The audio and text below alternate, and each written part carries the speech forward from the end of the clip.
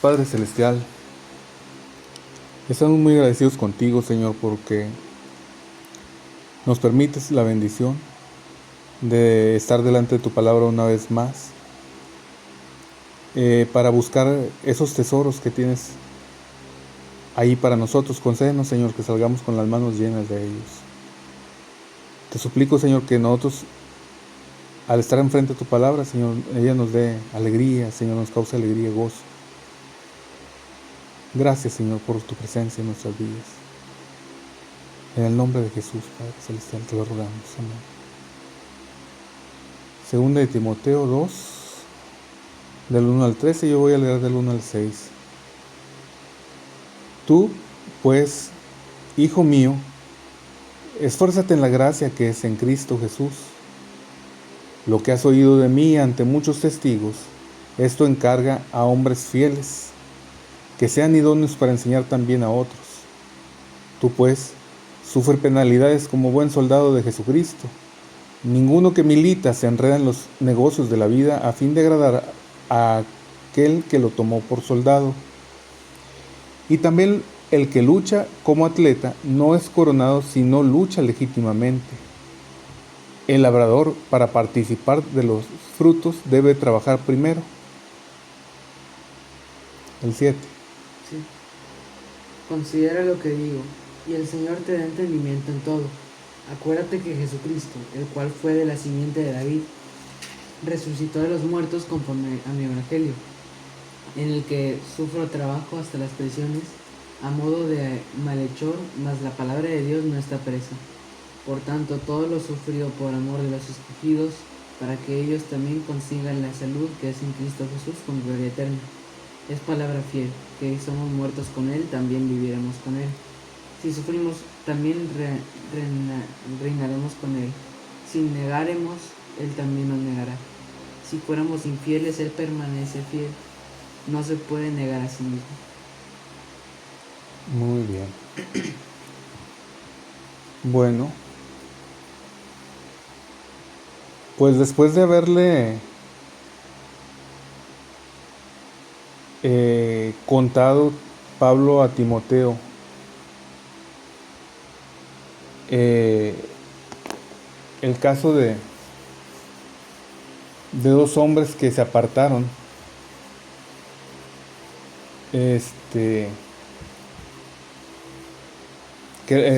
Figelo y Hermógenes, que lo abandonaron en sus prisiones. El apóstol Pablo estaba preso en Roma y ya estaba seguramente ya sentenciado, ya sabía que iba a morir, ¿verdad? Él murió decapitado. Y luego el que le dice también de Onesíforo, que él lo apoyó en todos los procesos, ¿verdad? Que él, mientras él estaba en sus procesos de ahí jurídicos. Y ahora se refiere a él y le dice: tú pues, hijo mío. Aquí, mientras leía acerca de este pasaje, cuando le dice tú pues, hijo mío, me acuerdo de cuando Jesús les dice a aquellos hombres de los judíos, les dice: ustedes son de vuestro padre el diablo, ¿verdad? Porque las obras de él quieren hacer. Entonces, ¿qué se espera de un hijo? Sino que imite, que tenga un comportamiento similar al del Padre, ¿verdad? En eso, según las palabras que Jesús nos comentaba allí. Y yo pensaba también la carga que esto suponía para Timoteo, ¿verdad? Tú pues, hijo mío. Entonces, así como el apóstol Pablo se ha comportado en cuanto al evangelismo, en cuanto a padecimientos por la causa del evangelio, ahora Timoteo, como hijo también del apóstol Pablo, se espera que lo imite, ¿sí? Que él se asemeje a él. De hecho, en esto incluso los músicos, muchos de ellos, yo me acuerdo que aprendían directamente con otro músico, y el decir yo aprendí con tal músico era una referencia de lo que se podía esperar de él también, ¿verdad? Entonces, y aquí de la misma manera, tú pues, hijo mío, esfuérzate. Esta palabra esfuérzate, estaba consultando yo porque me pareció que aquí es más bien como pidiéndole que tome fuerzas en la gracia que es en Cristo Jesús. Y aquí esfuérzate en la gracia que es en Cristo Jesús. Y efectivamente, según el interlineal, la palabra aquí en esforzarse es más bien fortalecerse en Él, ¿verdad? Tomar fuerzas en la gracia que es en Cristo Jesús. Esa gracia que en el verso 9, en el capítulo anterior, le había dicho el apóstol Pablo, que el Señor nos las dio antes, nos fue dada en Cristo Jesús, antes de los tiempos de los siglos, o sea, antes de la creación, mucho antes. Entonces esa gracia nos fue dada en Cristo, y ahora en esa gracia dice, fortalécete en ella. Lo que has oído de mí ante muchos testigos. Fíjate, hay 3 verbos que yo estaba viendo que mencionan en estos versos. Primero, esfuérzate. El segundo, ese es en el verso 1. En el verso 2, encarga. Y en el tercero, sufre. Entonces, tú pues, hijo mío, esfuérzate. O sea, fortalécete en la gracia que es en Cristo Jesús. Toma fuerza, fortaleza de saber que nosotros somos vencedores, que la vida eterna ya nos fue dada por Cristo Jesús, ¿verdad? Ya es algo que Él ya nos dio. Esfuérzate en la gracia que es en Cristo Jesús. Y lo que has oído de mí ante muchos testigos, esto encarga a hombres fieles que sean idóneos para enseñar también. O sea, reproduce esto, que no se pierda lo que estoy enseñando, que otros también, que sean idóneos, adecuados para enseñar a otros, que puedan enseñar a otros.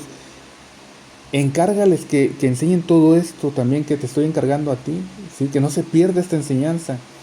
Y luego después el verso 3, sufre penalidades como buen soldado de Jesucristo. Y aquí me parece que es algo que lo leemos muchas veces sin que nuestra mente tome conciencia exactamente de esto. El sufrimiento en la vida del creyente, de los cristianos, es una materia pendiente en nuestra época. Generalmente la gente, aunque no lo digan y no lo enseñen aparentemente así, piensan que una vez que uno es creyente, todo te va a salir bien, todo te va a ir muy bien. Las circunstancias siempre van a estar a tu favor. O cuando sean adversas, tú nada más vas a decirle al Señor, Señor, mira, ayúdame, y todo va a mejorar otra vez, ¿sí? Pero sin embargo vemos al apóstol Pablo, que fue llamado por el Señor Jesús en el camino a Damasco para ser predicador del Evangelio, y luego fue allá en la iglesia de Antioquía, fue también llamado por el Espíritu Santo junto con Bernabé, separadme a Bernabé y a Saulo para la obra que les he encomendado. Entonces, y pensaríamos que les iba a ir muy bien, pero desde el momento que salieron ellos a predicar, tuvieron mucha oposición. El apóstol Pablo muchas veces estuvo preso, azotado, con peligros en muchos aspectos. Entonces no fue fácil, de modo que el apóstol Pablo, él pensaba muchas veces que él iba a morir, pero estaba dispuesto a eso por causa del Evangelio. Él lo tenía como algo que es propio. El sufrimiento por causa del Evangelio es propio de ser cristiano. Y eso era algo que todos los creyentes en los primeros siglos de la iglesia, los primeros 3 siglos al menos, ellos lo suponían. Tú eres creyente, tú vas a padecer, ¿sí? El apóstol Pablo dice que es necesario que a través de muchas pruebas entremos al reino de Dios también. Y en Filipenses también habla acerca de que nos fue dado no nada más el hecho de creer, la bendición de creer en Cristo, sino también de padecer por causa de Él. Y aquí también le dice, sufre penalidades como buen soldado de Jesucristo. Obviamente, él estaba viendo el sufrimiento del apóstol Pablo, y él probablemente, el apóstol Pablo quería darle ánimo para que él no fuera a tener, que el temor que pudiera suscitarse en él lo fuera a hacer titubear, volver atrás, ¿verdad? Y ahora le dice, sufre penalidades como buen soldado de Jesucristo. Y aquí entramos a 3 figuras que le da el apóstol Pablo, que la naturaleza misma, como si fueran parábolas, la naturaleza misma nos enseña que primero, en estos eventos, primero es el sufrimiento, o primero es la paciencia ante la adversidad, y después del tiempo, de pasado el tiempo de padecer, de tener paciencia, de tener cosas adversas, después viene la gloria, viene el triunfo, viene ya el júbilo. Y estas tres figuras, una, primero, la figura de un soldado, le dice, sufre penalidades como buen soldado de Jesucristo. O sea, tú eres soldado de Jesucristo. Y luego dice, ninguno que milita se enreda en los negocios de la vida a fin de agradar a aquel que lo tomó por soldado. O sea, no te distraigas en los negocios de la vida, en cosas que te salgan, que parezcan muy, un buen negocio. Tú continúa enfocado en obedecer a tu general, aquel que te tomó por soldado es Cristo, y para agradarle a Él no te enredes en los negocios de la vida. Y esto no es nada más para Timoteo, es para nosotros también, para todos los que hemos sido creyentes. Y luego le pone otro ejemplo. O sea, un soldado primero obedece órdenes, sufre, que después viene el triunfo y la gloria. Y ahora viene el ejemplo de un atleta. Un atleta no es coronado si no lucha legítimamente. ¿Qué es legítimamente? Que lo hagas de una manera honesta, ¿sí? Que lo hagas conforme al reglamento que se estableció. Un atleta no se sale, si es una carrera de 40 kilómetros como las que hacen así muy grandes, no va a tomar un taxi, ¿verdad?, y luego bajarse más arriba. Eso no es legítimo. Bajarse más adelante cerca de la meta y luego ya entrar. Hay muchas cosas que pudieran hacer para hacer trampa. O sea, tú tienes que ser como un atleta que lo hace de manera legítima, se preparó para ello. Y así nosotros también, es una carrera, es una lucha en nuestra vida. Quiere decir que hay cosas adversas, hay enemigos. Ahora como atleta también hay dificultades, hay un esfuerzo que se requiere, ¿verdad?, para llegar al triunfo, a la meta. Y luego después el ejemplo de un labrador, un campesino que siembra. Y dice porque para participar de los frutos debe trabajar primero, ¿sí? O sea, primero es el trabajo y luego al final es la cosecha. Nunca es la cosecha primero y después ya el trabajo, no. Es al revés, ¿sí? Y así es nuestra vida en Cristo Jesús.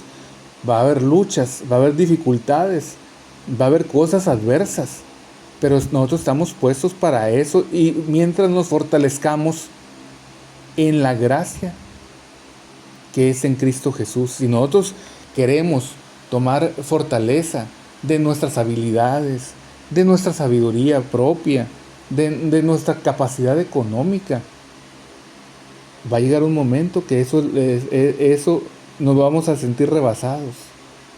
Nosotros tenemos que esforzarnos en la gracia que es en Cristo Jesús, fortalecernos en la gracia que es en Cristo Jesús, de modo que aún ante la enfermedad, saber que ni la vida, ni la muerte, ni ninguna cosa nos puede separar del amor de Dios que es en Cristo Jesús. Somos en Él más que vencedores.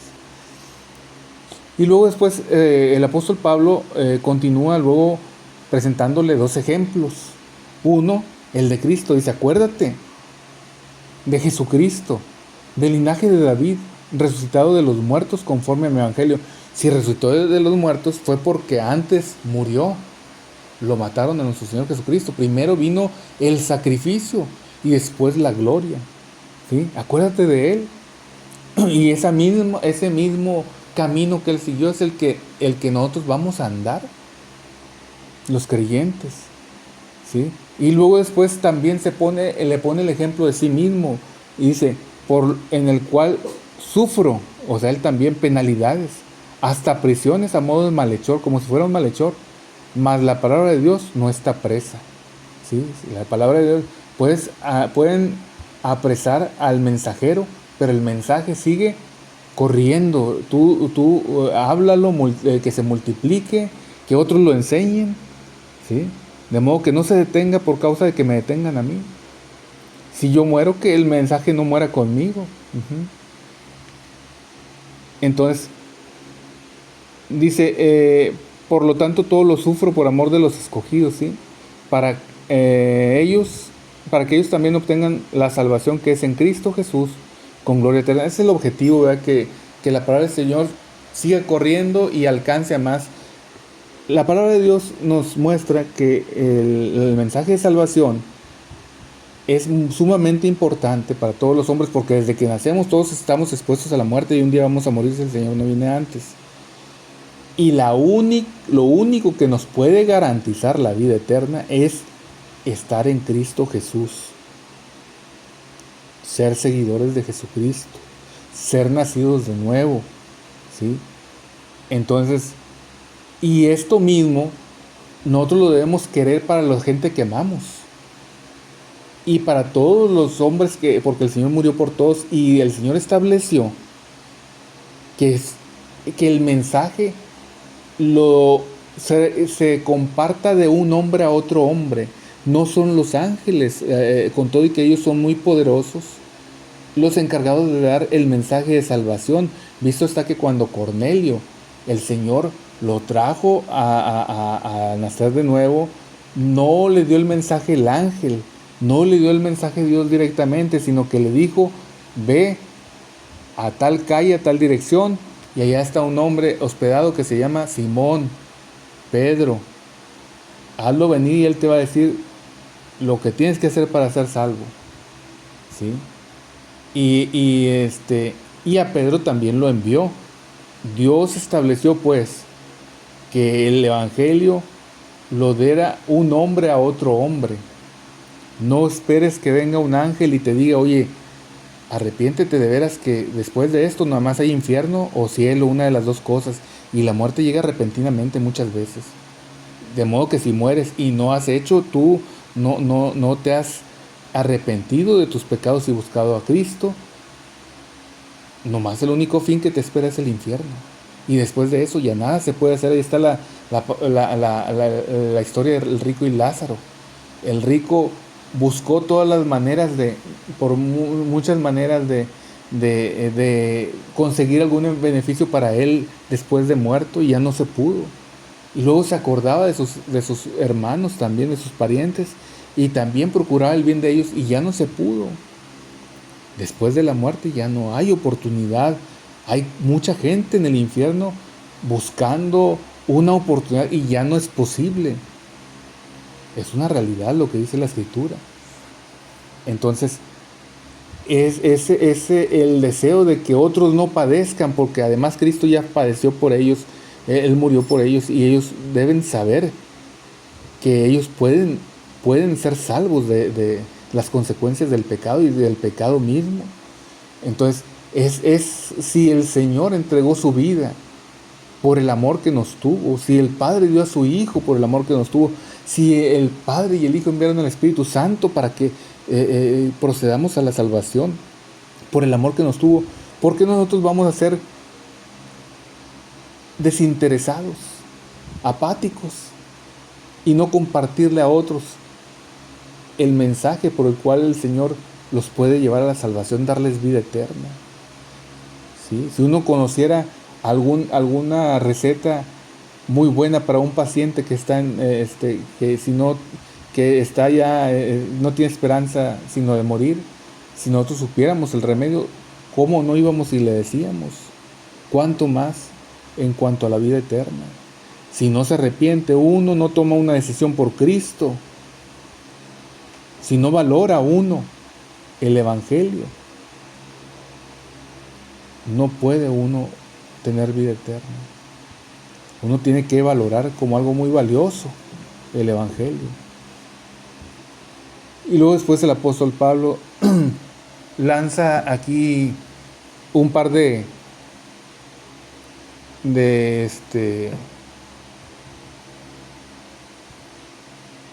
promesas. ¿Tienes sueño, hijo? ¿Tienes sueño? Sí.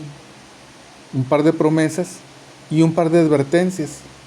Dice, si somos muertos con Él, y esto habla del mismo en este caso, si morimos con Él, también reinaremos con Él. Esa es la promesa del Señor. Y es lo que el apóstol Pablo aquí en esta situación, era la condición de él, la situación de él.